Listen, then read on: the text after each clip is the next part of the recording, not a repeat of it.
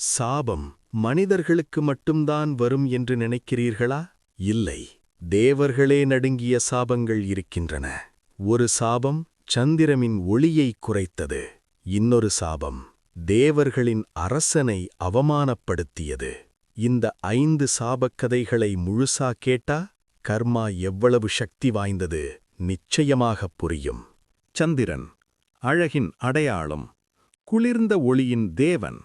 தக்ஷ பிரஜாபதியின் 27 மகள்களை திருமணம் செய்தாலும் சந்திரன் ரோகிணியை மட்டும் அதிகமாக நேசித்தான்.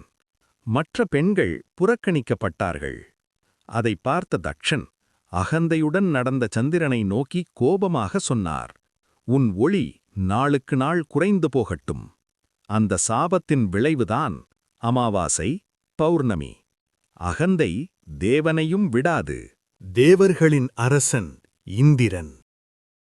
ஒரு தவறான ஆசை, ஒரு பெண்ணின் வாழ்க்கை, ஒரு முனிவரின் கோபம். அகலிகையை ஏமாற்றிய இந்திரனை பார்த்த கௌதம முனிவர் உச்சகட்ட கோபத்தில் சொன்னார், உன் பாவம் உன் உடலில் தெரிந்து கொண்டே இருக்கட்டும்.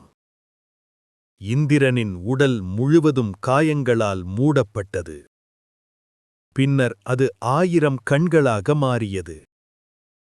பாவம் எவ்வளவு ரகசியமாக செய்தாலும் தண்டனை தவிர்க்க முடியாது. உலகத்தை தாங்கும் ஆதிசேஷன் தன் பலத்தை நினைத்து ஒரு நொடி அகந்தை வந்தது. அதை உணர்ந்த முனிவர் கடுமையாகச் சொன்னார், இந்த அகந்தைக்காக நீ பூமியில் பிறக்க வேண்டும். ஒரு கணம் உலகமே நடுங்கியது. அதன் விளைவுதான் பூமியில் தோன்றிய பல நாக வம்சங்கள். பலமிருந்தால் பணிவு அவசியம். அக்னி தேவன் அனைத்து யாகங்களுக்கும் சாட்சி.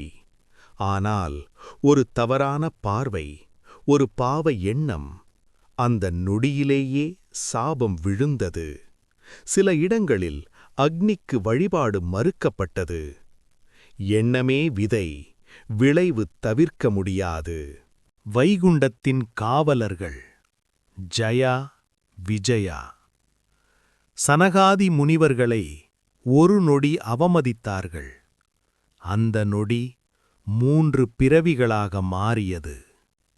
பூமியில் அசுரர்களாக பிறப்பீர்கள். அவர்கள்தான் ஹிரண்யாக்ஷன், ஹிரண்யகசிபு, ராவணன், கும்பகர்ணன். ஒரு நொடி அகந்தை, 3 பிறவிகள் வேதனை. இந்த கதைகள் ஒன்றையே சொல்லுகிறது, கர்மா யாரையும் விடாது. நல்ல எண்ணம், பணிவு, தர்மம், இதுவே உண்மையான பாதுகாப்பு. இந்த மாதிரி மறைக்கப்பட்ட புராண ரகசியங்கள் இன்னும் கேட்க இந்த சேனலை சப்ஸ்கிரைப் பண்ணுங்க. இந்த வீடியோ உங்களுக்கு ஒரு விஷயம் கூட புதுசா தெரிஞ்சிருந்தா லைக் பண்ண மறக்காதீங்க.